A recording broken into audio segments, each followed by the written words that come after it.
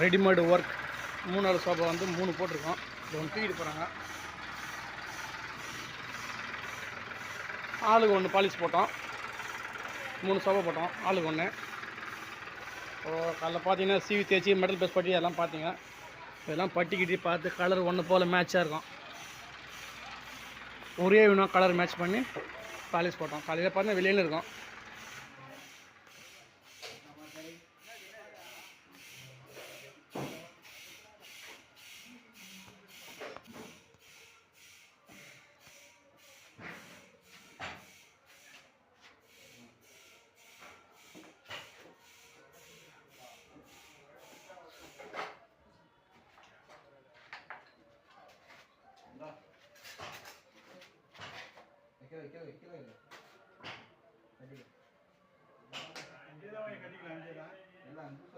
கட்டிக்கலாம்